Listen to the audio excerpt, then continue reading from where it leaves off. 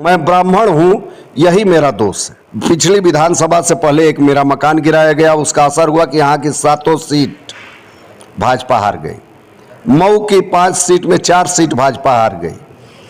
बलिया के 6 सीट में 5 सीट भाजपा हार गई। उस कार्रवाई का असर जाल अंसारी सिवाय नूरी, एक नूरिया उनकी लड़की है, इसके अलावा किसी भी विरोधी, किसी भी पक्ष के आदमी के यहाँ न घर दुआर करने जाते हैं, न न्योता हकारी करने जाते हैं, न कहीं जाते हैं। तो ऐसे आदमी का समर्थन मैं करी के क्या करूं? पहले मेरे ऊपर इतने साल के 50 साल की उम्र में कोई केस नहीं था, न ही मैं कहीं मुख्तार के साथ किसी केस में इन्वॉल्व रहा हूं। चुनावी यात्रा में गाजीपुर के धरती पर कुछ ऐसे भी शख्स हैं जो चर्चा का विषय बने हुए हैं। इस वक्त हमारे साथ देखिए मिश्रा जी हैं, गणेश मिश्र इनका नाम है पूरा। मिश्रा जी, आपको ये बताया जाता है कि मुख्तार गैंग और मुख्तार अंसारी के काफ़ी करीबी आपको बताया जाता है।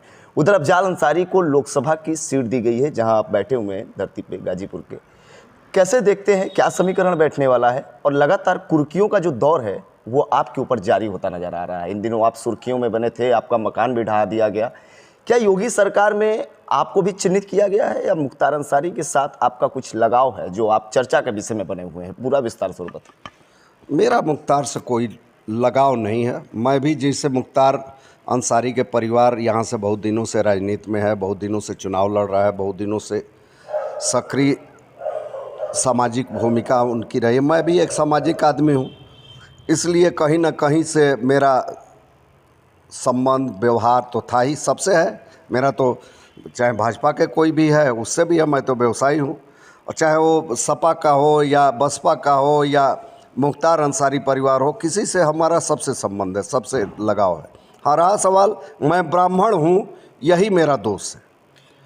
तो क्या ये ब्राह्मण जो मिश्रा जी आपको बताया जाता है, पूरा आप गाजीपुर में सुर्खियों में बने हुए हैं कि मुख्तार के काफ़ी करीबी हैं, जिसकी वजह से योगी सरकार बुलडोजर की कार्रवाई लगातार आपके ऊपर करती नजर आ रही है, तो इसको कैसे माना जाएगा? और चूंकि लोकसभा चुनाव है और आपको बताया जाता है कि चुनाव के दौर में भी आप चर्चे के विषय में बने रहते हैं, तो क्या अफजाल अंसारी की तरफ आपकी रुख जाएगी या भारतीय जनता पार्टी की तरफ आप रुख करने वाले हैं?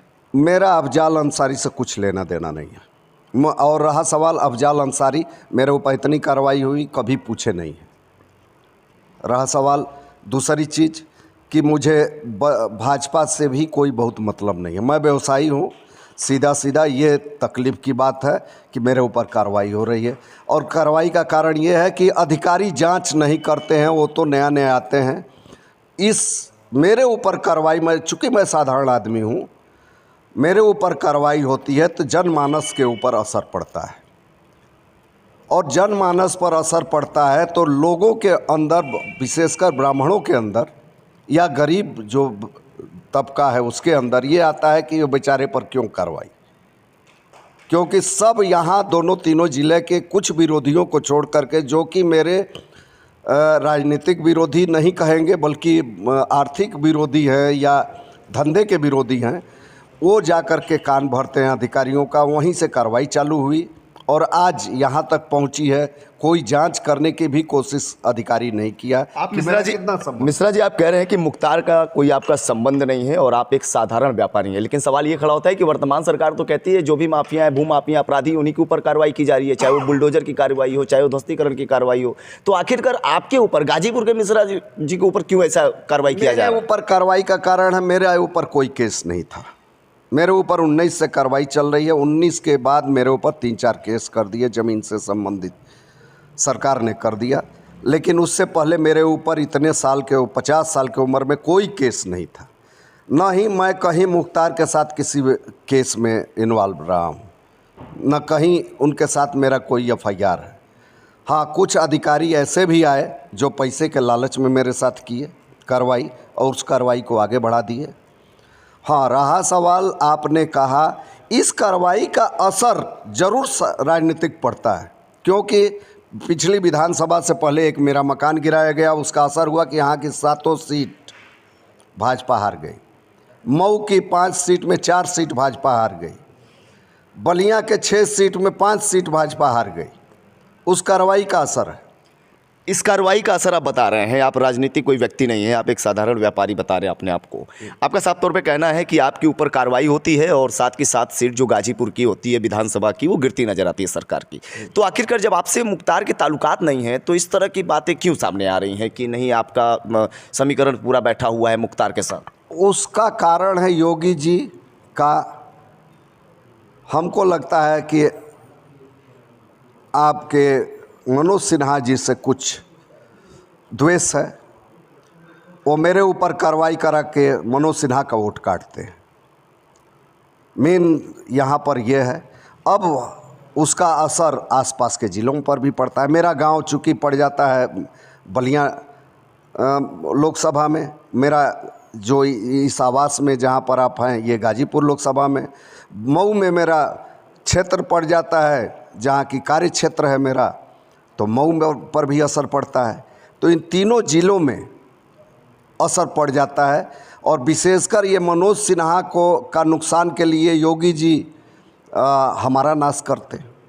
यूँ मान लिया जाए कि गाजीपुर लोकसभा में भी कुछ असर पड़ने वाला है, तो क्या असर किस पर जाएगा? अगर भाजपा पर जाएगा तो आपका समर्थन तो फिर समाजवादी पार्टी पे जाएगा। मेरा समर्थन कहीं नहीं है, इसलिए नहीं है कि अफजाल अंसारी सिवाय नूरी, एक नूरिया उनकी लड़की है, इसके अलावा किसी भी विरोधी, किसी भी पक्ष के आदमी के यहाँ न घर दुआर करने जाते हैं, न न्योता हकारी करने जाते हैं, न कहीं जाते हैं। तो ऐसे आदमी का समर्थन मैं करी के क्या करूँगा? ऐसे आदमी का समर्थन मैं क्यों करूँगा? मैं तीसरे के साथ भले जुड़ जाऊँगा, तीसरे के साथ जुड़ जाऊँगा तो वो नुकसान चाहे मनोज सिन्हा का करे चाहे अफजाल का करे। गणेश दत्त मिश्र जी किसके समर्थन में है इस बार? इस बार मैं किसी के समर्थन में नहीं हूँ, न पहले भी था। मैं राजनीतिक व्यक्ति नहीं हूँ, न राजनीति मैंने किया है। हाँ, मेरा व्यवहार है, अपने ब्राह्मणों में व्यवहार है। हजारों ब्राह्मणों की संस्थाएं चलती हैं जिस पर मैं सबको आर्थिक मदद करता हूँ, सामाजिक मदद करता हूँ। हजारों संस्थाओं का मऊ, गाजीपुर, बलिया तीनों डिस्ट्रिक्ट में मैं आर्थिक मदद करता हूँ। ज़रूरत पड़ने पर खड़ा भी रहता हूँ हर आदमी के लिए। तो इसका मतलब ये नहीं कि मैं खड़ा रहता हूँ तो राजनीतिक व्यक्ति हूँ या राजनीति के परे मैं खड़ा रहता हूँ या राजनीति के साथ होकर खड़ा रहता हूँ, ऐसा कुछ नहीं। जी बहुत बहुत धन्यवाद। तो गणेश दत्त मिश्र जी को सुन रहे थे। गाजीपुर की धरती पर इनका जो नाम है वो सुर्खियों में बना रहता है। पिछले साल इनकी ध्वस्तीकरण होती है, ध्वस्तीकरण होने के बाद इनके द्वारा ये भी प्रतिक्रिया दिया जाता है कि देखिए अगर हमारे ऊपर ध्वस्तीकरण हुआ तो गाजीपुर की 7 विधानसभा जो सीट है वो लड़खड़ाती नजर आई। लेकिन ये भी सवाल खड़ा होता है कि कहा जाता है मुख्तार के करीबी हैं, तो क्या इस बार लोकसभा में मुख्तार के करीबी होने के नाते लोकसभा सीट जो है वो गाजीपुर का वो किसके तरफ रुख करेगा? चूंकि अफजाल अंसारी और मुख्तार से इनका कोई लेना देना नहीं है, ऐसा इनका कहना है। लेकिन सवाल ये खड़ा होता है कि योगी सरकार इनके ऊपर लगातार कुर्की की जो दौर है वो सिलसिलावार जो है वो जारी करता नजर आता है। गाजीपुर से Deepak Choubey, bureau report, R voice news.